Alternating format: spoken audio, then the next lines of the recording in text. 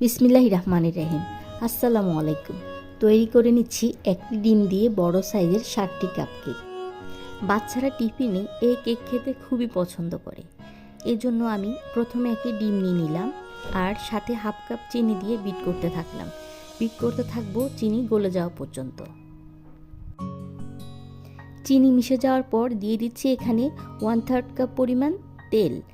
Soybean তেল use করছি, কেউ চাইলে অলিভ অয়েলও ইউজ করতে পারেন। এবার দিয়ে দিচ্ছি 1/4 কাপ পরিমাণ তরল দুধ, সাথে 1 টিস্পুন পরিমাণ ভ্যানিলা এসেন্স দিয়ে ভালো করে মিশিয়ে নিব। এবার শুকনো উপকরণ হিসেবে দিয়ে দিচ্ছি 1 কাপ পরিমাণ ময়দা, 1 চা চামচ বেকিং পাউডার, হাফ চা চামচ বেকিং সোডা। অবশ্যই চেলে নিতে হবে। চেলে মিশিয়ে নিচ্ছি ভালো করে।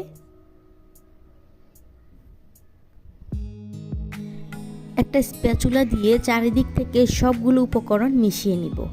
এরপর কাপকেক মোল্ডে লাইনার দিয়ে অল্প অল্প করে ব্যাটার দিয়ে দিব। এখানে চাইলে আপনি ছোট সাইজের 12টি কাপকেক বা মাফিন বানাতে পারেন। আমি বড় সাইজের 7টি বানিয়ে নিয়েছি। 180 ডিগ্রিতে 10 মিনিট ওভেনটা প্রিহিট করে নিব। এবার বেক করে নিব 20 মিনিট।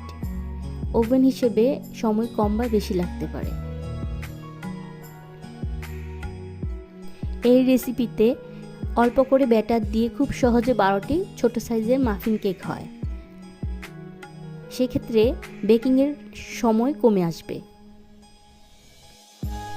তৈরি হয়ে গেল নরম তুলতুলে মাফিন কেক। এভাবে তৈরি করে পুরো সপ্তাহ রেখে বাচ্চাদের টিফিনে দিতে পারবেন।